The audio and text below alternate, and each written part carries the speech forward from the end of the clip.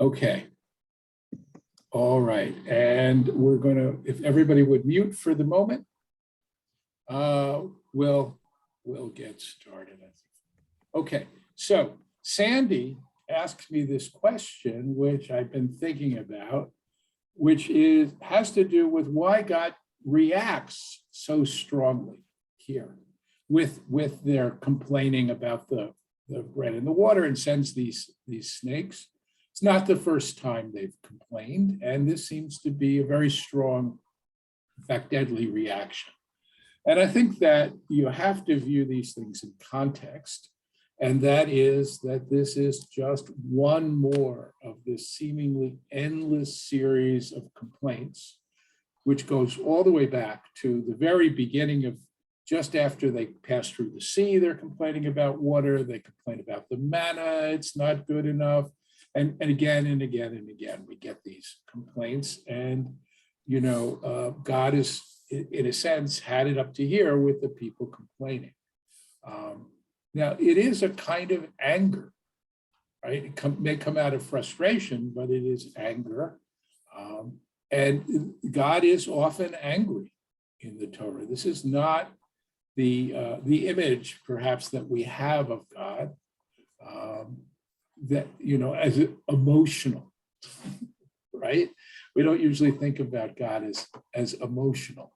But biblical God is very emotional. God gets angry. God loves, I think it's not just somehow figurative to say that God loves the people of Israel. Now, what's striking here is that God's anger really comes out of a frustration with the people in terms of their inability to trust God, and Moses, for that matter, and to accept the fact that God is and has been providing for them. We see God's anger later, particularly the prophets, which comes about because the people behave immorally. Right? And that immorality leads God to anger, and the people are punished as a result. And you could say in some ways that that's anger which comes from a higher place, because it's disinterested. It's God caring about other people, the poor, the widow, the orphan, rather than about God's own dignity, reputation. I think by the time we get to rabbinic Judaism, the rabbi, I can't think of a place where they describe God as being angry. There may be, but nothing, that's not the image that we usually get of God in rabbinic literature. And so I think that as our people has thought about God, and thought about God's personality, this sense of God as angry or deeply emotional, right, seems to become more and more muted. Okay, I want to go to now the text where we left off, and that's verse 10, page 889, if you have Eitz Chaim, chapter 21. And we get here just a series. They have defeated the people that they have. They fought off the king of Arad. We read about their war that took place as they tried to pass through the Edomite lands, and so they had to go around Edom. And now they're going to continue their march as they prepare to go into the promised land. And we get a series of encampments. They marched here, they encamped, they marched there. We're going to see this very strongly at the end of the book of Numbers, where we're going to see all of the stations of this march. One after they marched from so-and-so and they camped in such and such a place, and they marched from there and they camped in such and such a place. and over and over and over again, this kind of repetitive quality. And it's I think an interesting thing. Just as we got a description of all the tribes, the king, the princes, the gifts of the princes, all of that, there seems to be, this is an oral literature, right? The Torah was originally oral, and it is a quality of that literature, this kind of repetitive, right? And people know these places, right? So there is that sense, oh, that's where they were, and that's where they were, and that's where they were. And so it seems to us like, okay, why? But I don't think to early hearers of this text, just as we have that picture also of the camp at the very beginning, each tribe and how many people and where they were at camp, I think this is a piece with that. This is just a small snippet. We'll see a very long list later on. So they go and they encamp in Avot, and they go from there, and they go to Iye Avarim and to the east of Moab, and then they go to Wadi Zered, and then they go beyond the Arnon to the territory of the Amorites, and that's on the border of Moab. And there we get this reference to a book which is not in the Torah. It's a cross-reference to a book called Milchamot, Sefer Milchamot Adonai, the book of the wars of Adonai. This book we only know through this reference. There is, I think, another book referred to elsewhere, not in the Torah itself, which is also some early work that doesn't make it into the Torah. So what would be called extra canonical, right? In the language of modern, right? We have a canon, those books that are officially included, and then we have external books. This process of canonization exists not just for the Torah here, but actually is something that we also see in the Tanakh, in the Hebrew Bible. We know that there were books that were excluded and books that were included. If you want to know what some of the excluded books are, they are included in something called the Apocrypha, right? These apocryphal, that's where it comes from, apocryphal works. And there's even yet another books that were not included in the Apocrypha, which are in something called the Pseudepigrapha. And they are, by the way, probably the best known books that don't make it into the Torah itself. The books of Maccabees. Right? Quite striking. Early on in my career, I wanted to read the book of Maccabees. Where did I go? I got a Catholic Bible. The Catholics include it. Very ironic, right? We don't include it, but they include it. Rabbi? Yeah, yes. It's in the Birnbaum Siddur. It's the only place I've ever found it, the whole thing. Okay, that's interesting. Both books, there are two books of Maccabees. Are they both there? Do you know? Saul, Excuse me? Yeah. Are both books of Maccabees there? I have to check. Yeah, there are two of them.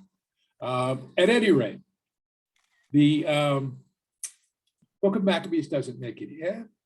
There was, among the rabbis, we know, there were debates about certain books, right? The most notable debate was about the Song of Songs. Song of Songs is, in part, erotic poetry. So, what's it doing there? And it doesn't mention God.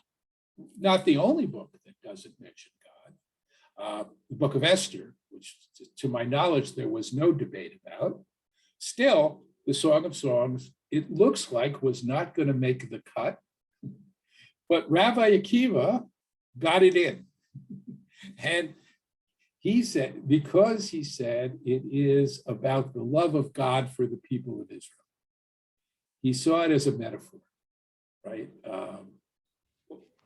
Or an allegory, I guess, would be even a better, more apt word. And there is traditional commentary on Rashi's commentary on the book, the Song of Songs, actually introduces everything in allegorical terms, right? Every phrase is related to some period in Jewish history. And if you look actually at the Art Scroll translation, which follows Rashi, you're very far from a description of two lovers praising each other, in some sense, very physically, and making reference to the physical love that they share. So it almost didn't make it in. And then, of course, we know about later books, which certainly didn't make it in. The Dead Sea Scrolls is where we find some of them. Okay, so this process of canonization goes all the way back, and we do at least see a reference here. And the assumption is that the narrator knows that we know this book. Right? I don't need to include this. You want to know more? Check out the book of Adonai's Wars, and you will find what you need to know. So what is the nature of that book? Well, from the snippets that we have here, it seems to have been poetry. And it seems that what's being described there are wars that God fought directly. And we're going to see something like that in a minute. In other words, like when the Israelites come through the sea, right? It's not the Israelites who are fighting. Well, for example, we're going to see them fighting the king Og, the king of Bashan, right? To make their way to the promised land. God's doing the fighting.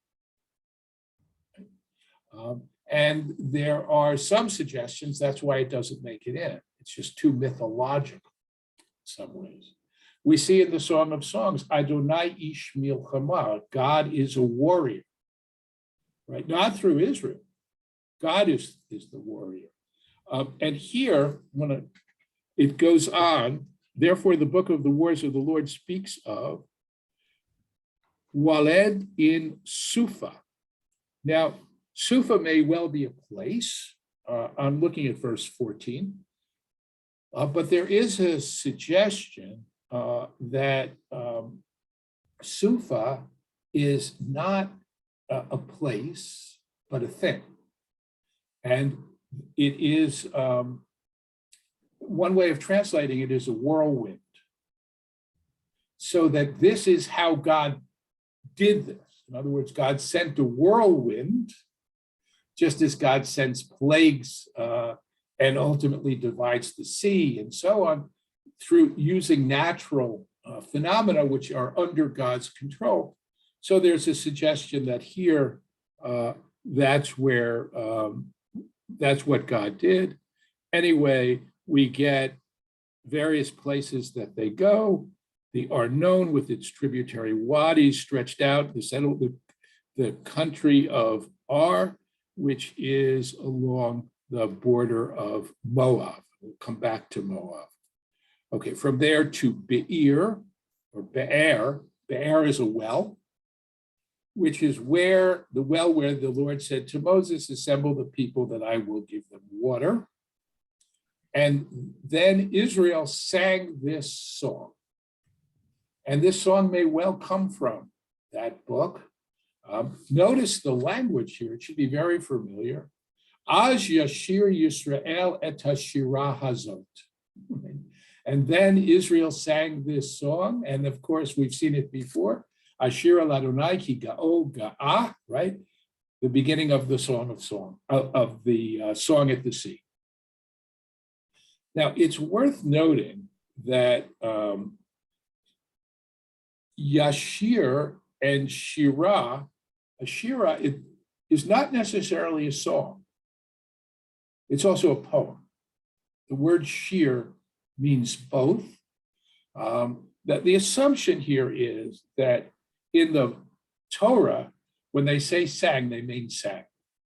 And the reason I suggest that is because when they, same language, and when they come through the sea, you remember that Miriam picks up her timbrel and they go out and they're dancing.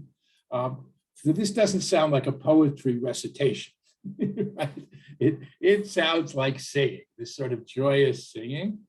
And then we get the song, right? This song to this well.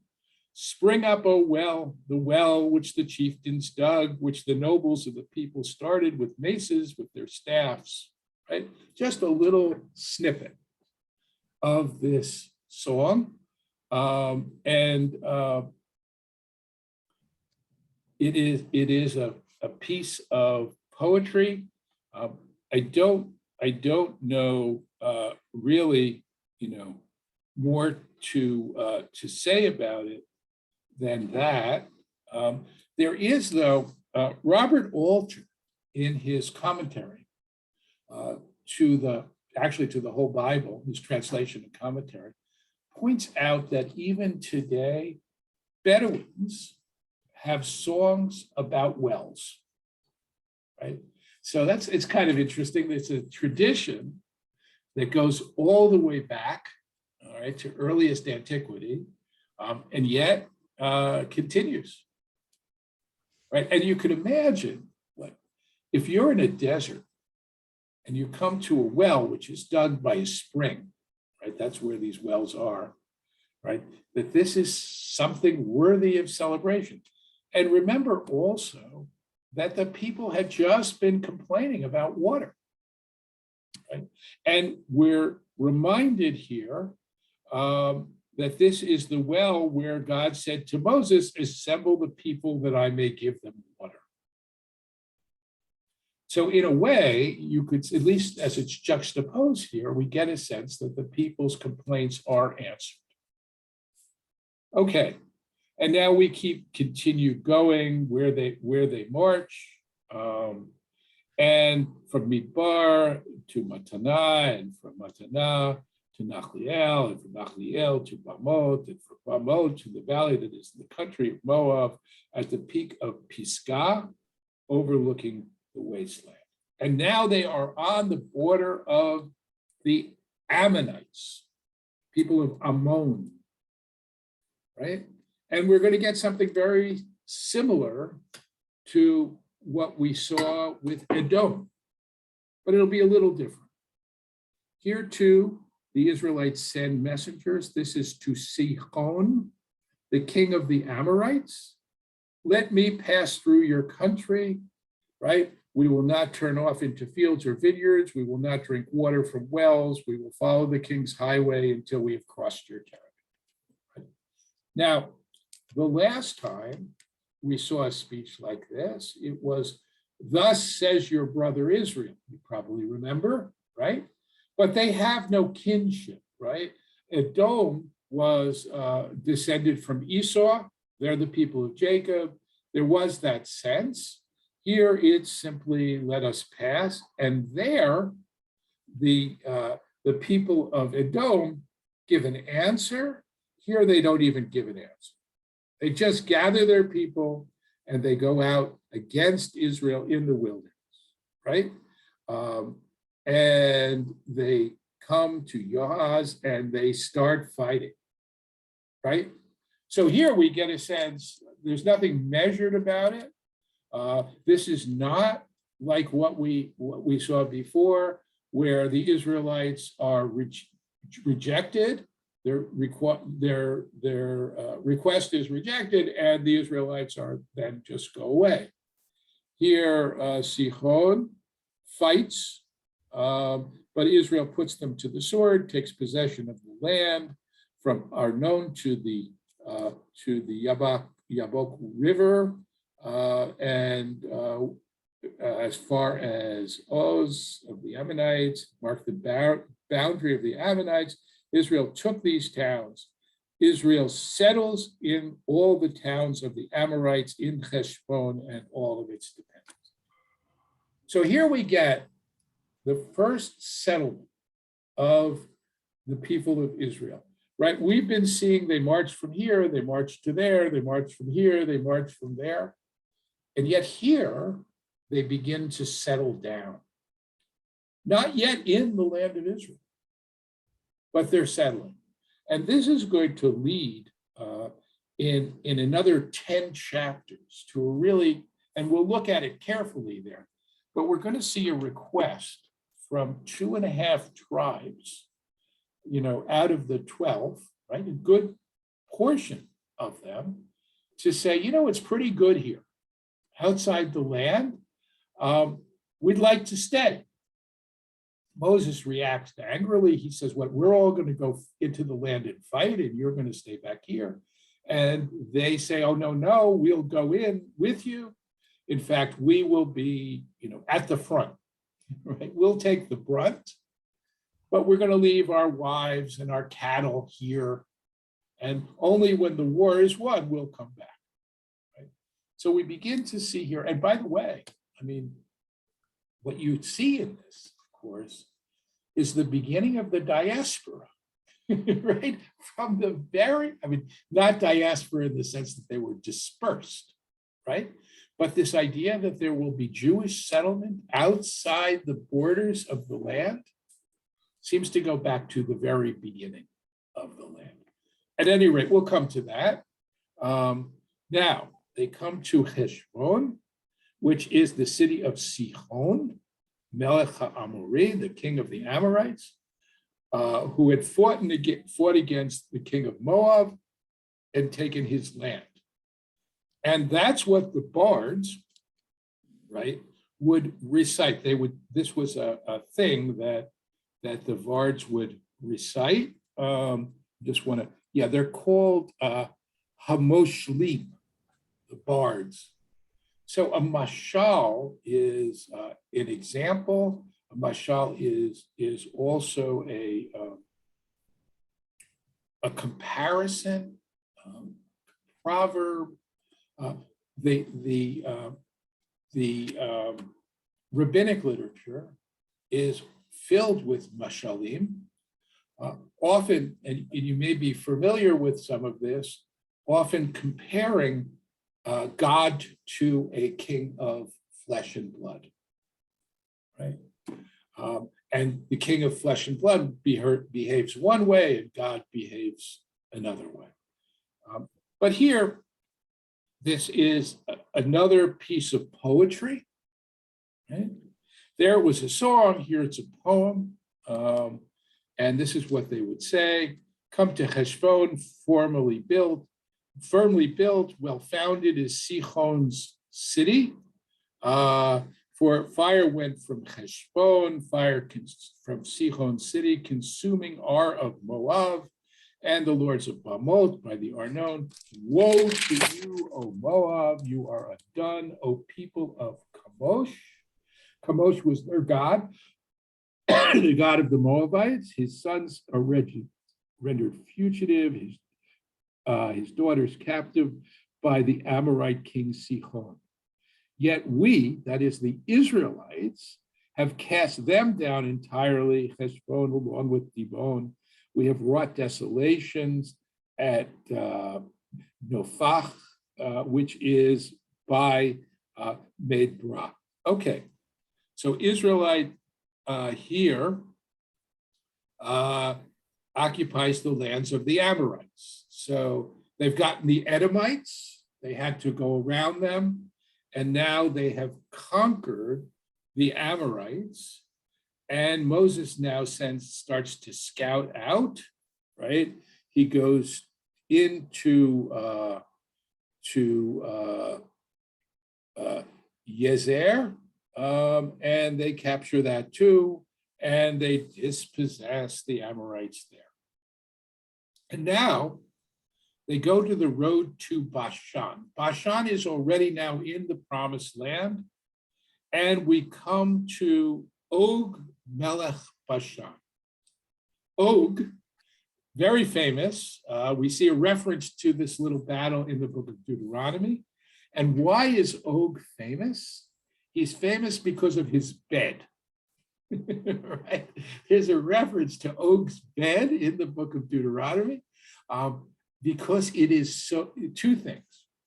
It's made out of iron, right? And iron is, major technology at this is the Iron Age, the beginning of the Iron Age, and which makes it costly, right? And the other thing is, it is, if you take the cubits, right, and turn them into the measures that we know, this bed is 13.5 feet by 6 feet. Right? This is not just a California king. Right? This is a massive, massive iron bed. And from this, we have the sense that Og is a giant. Right? And we do have throughout the Torah accounts of giants. Right? I, of course, now, when I studied this years ago, I didn't have this image, but if you watched Game of Thrones, you perhaps remember this image of the giant who fights with the people of the north.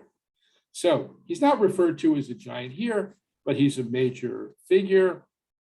And they defeat him and his sons and his people until no one is left of him, and they take possession there too. And they now march on, and they're almost there. They're almost at the promised land. They're encamped in the steppes of Moab across the Jordan from Jericho. Right?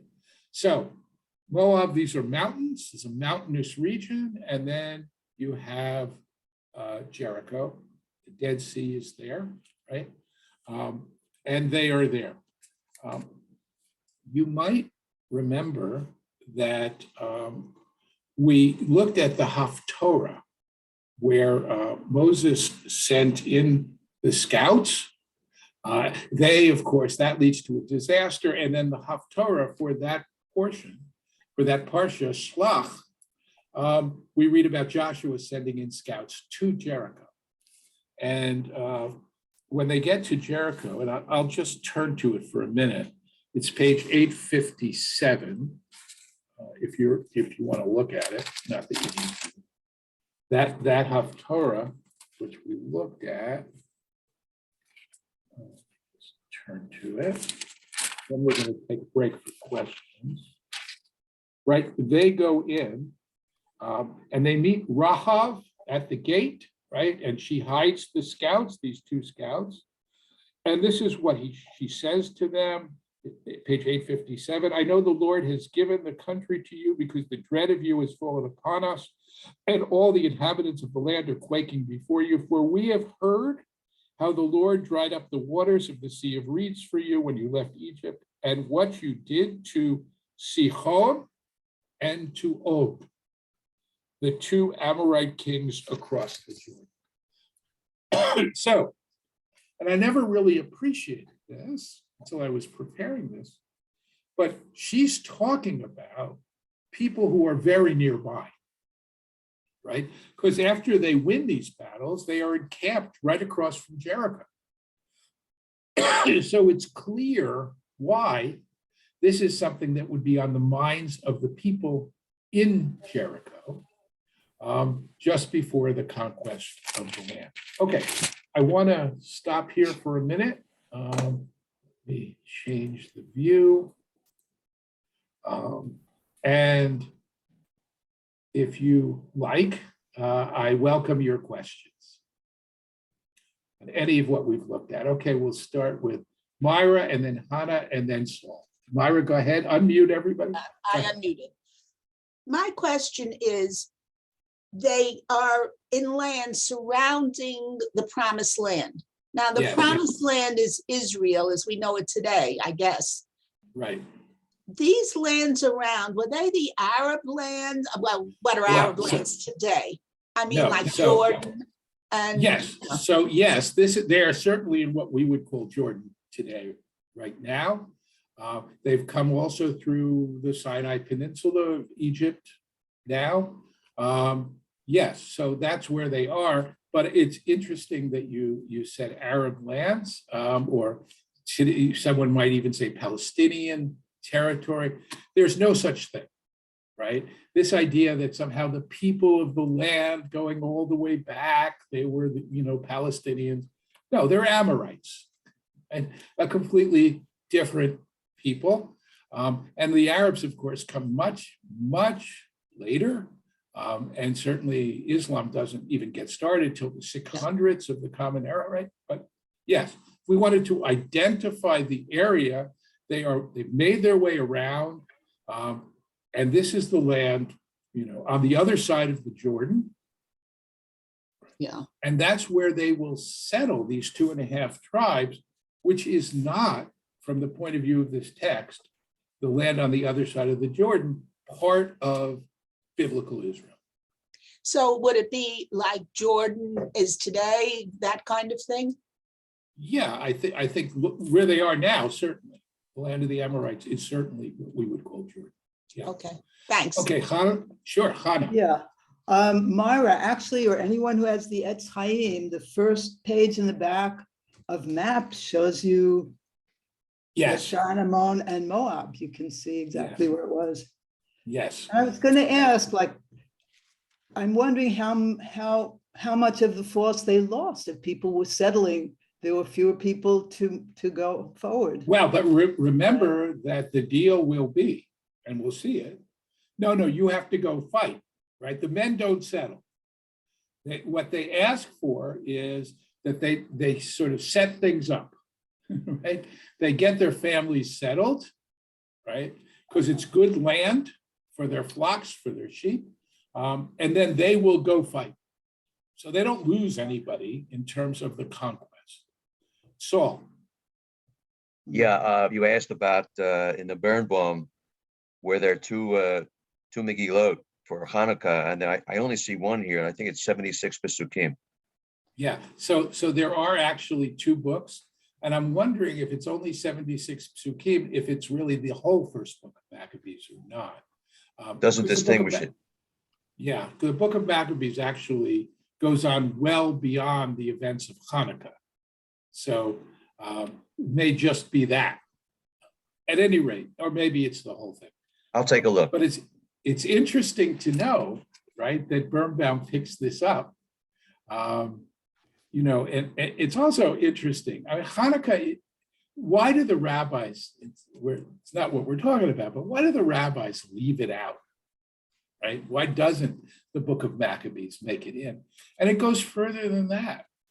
When the first great code of Jewish law, created around the year 200 by Yehuda HaNasi, the head of the Jewish community, Judah the prince, he leaves it all out.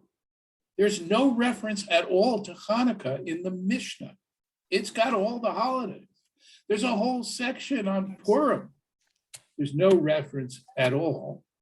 And that's striking because Purim isn't even in the land of Israel, right? But Hanukkah is. So, and we only know about Hanukkah. The only place you can find in the Talmud about Hanukkah is a discussion in the tractate on Shabbat, where they talk about Shabbos candles, and then they say, oh, well, the same laws don't apply to Hanukkah candles. And then they go into a whole discussion about Hanukkah and the menorah and where do you place it and how do you light it and all of that. But it's not in the Mishnah. Right? So why isn't it in the Mishnah? I mean, one can speculate. Why isn't the book included? I would say 2 things, conjecture 2 things. One is essentially, and you'll see this in the book of Maccabees, that this is a civil war among Jews. It is not just the Jews fighting the Syrian Greeks. In fact, the first blow that is struck by Judah Maccabee's father, right, is he kills this elderly Jewish leader because the man comes forward and he's going to eat this sacrifice. And Mattathias slays him on the spot, and then they run off to the mountains and they have this guerrilla war, which they ultimately win. So there's that. The question, and then later on, the descendants of the Maccabees become incredibly corrupt. So there too, and that's much more in terms of why the rabbis lead it out. It's interesting also, what is the Haftorah that we read on Hanukkah? It has, what do the rabbis choose? Lo v'chayo v'lo b'koach ki im beruchi. Not through valor or through might, says the Lord, but through my spirit. Right? Downplaying the fact that this is a huge military victory. Okay, all of that is an aside. Yeah, Maureen, go ahead. You just have to unmute.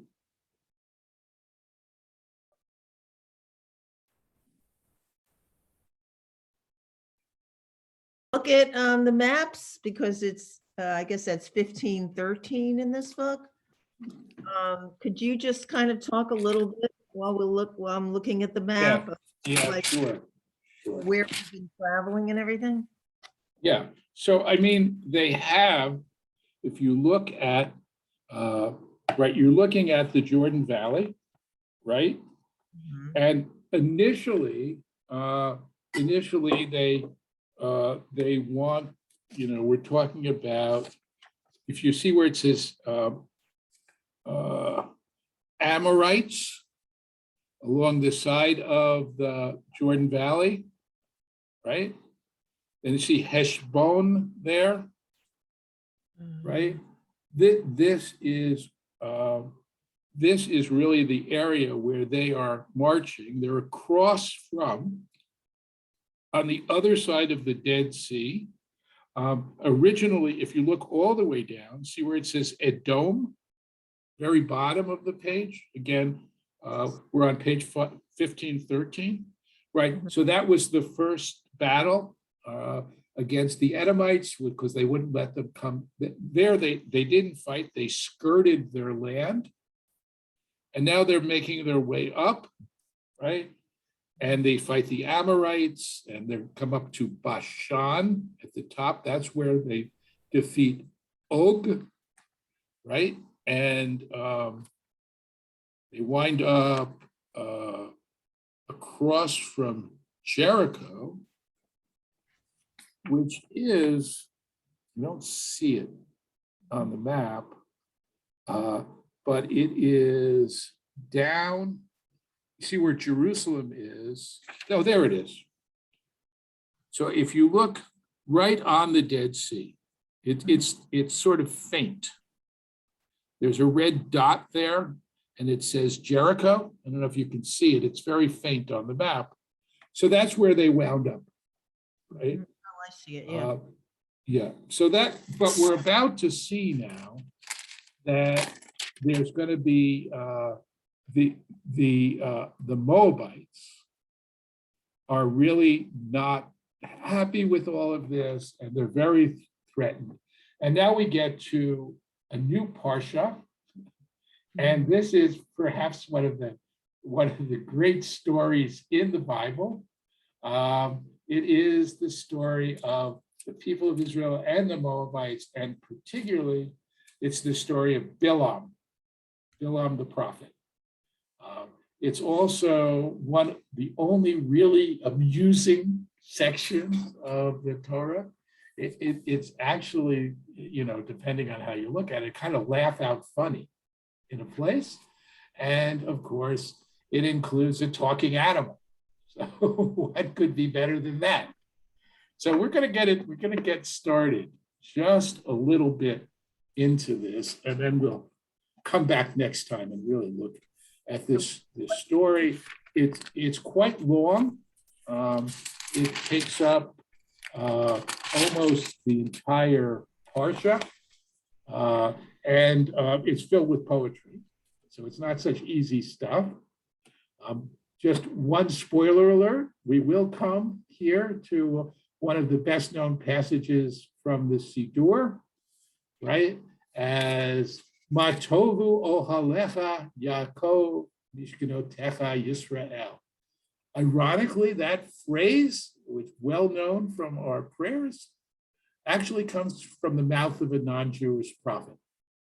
But we'll come to that. Okay, so Balak, the son of Zippor, saw all that Israel had done to the Amorites. And he is alarmed because the people is so numerous. Well, this phrase should remind you of someone else, right? What was Pharaoh's argument? Why does it all start? Rav atzum mimenu, there are too many of them. For us, they will join our enemies, says Pharaoh, and we have to control them.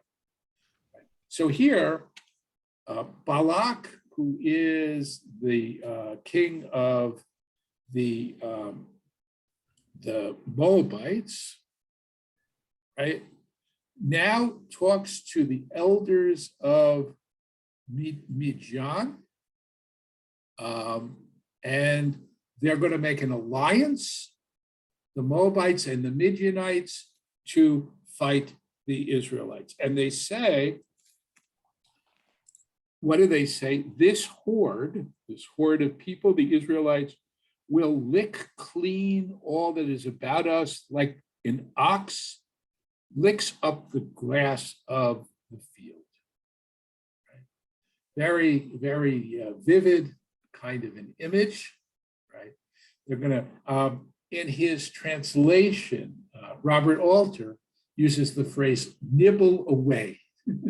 They will nibble away at us the way an ox, grazes in the field. And this is reminiscent, of course, of what we saw earlier when the scouts were sent, the 12 scouts, and they said this kind of imagery, right?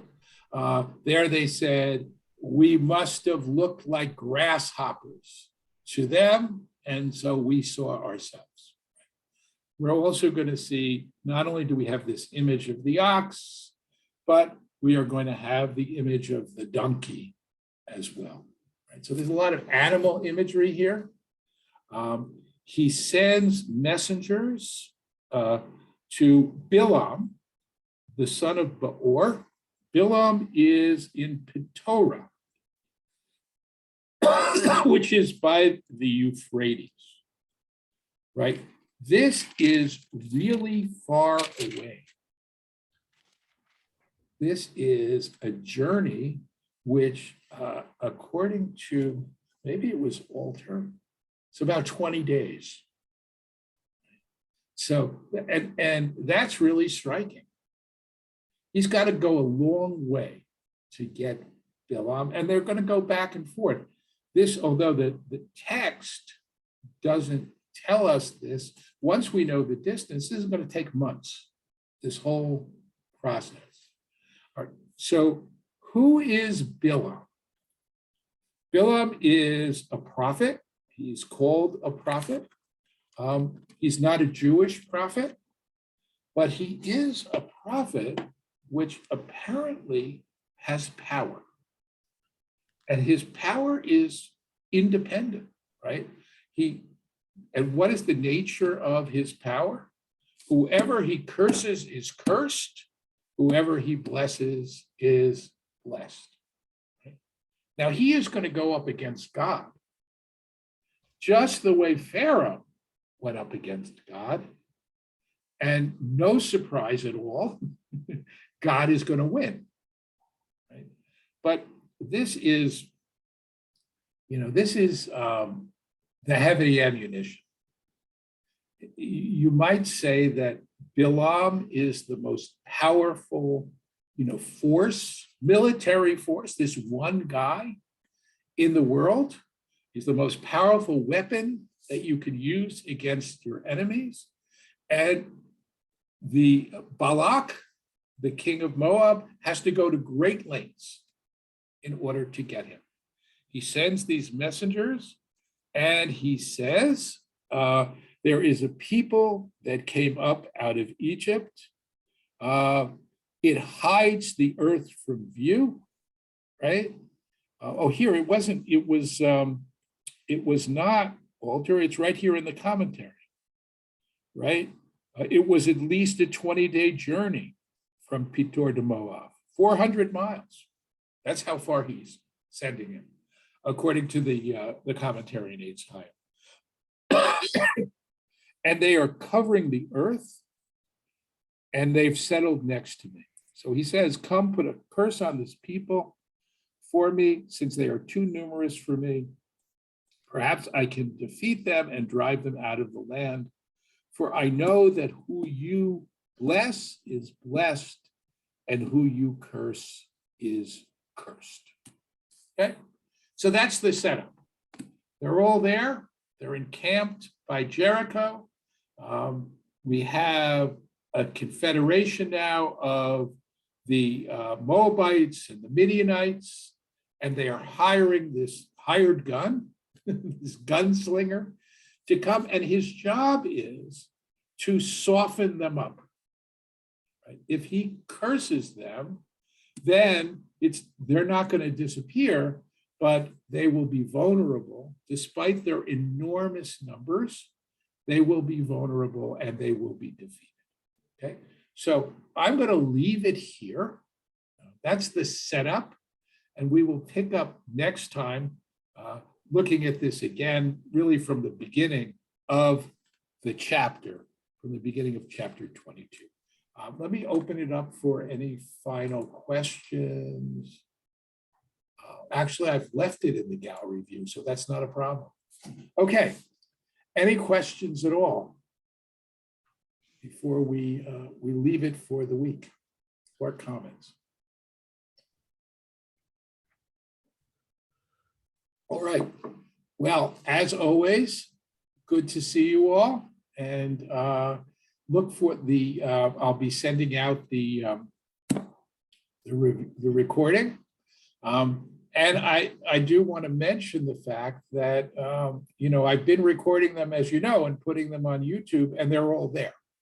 So if you missed a week, or you want to go back, or you want to tell your friends, not only can they join the class, which I'd love, but if they just want to watch the recordings, I'm glad to say they're now all there, at least the ones I started by putting there.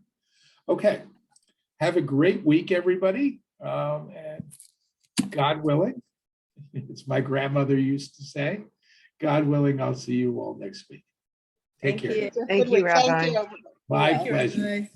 Thank you. Bye.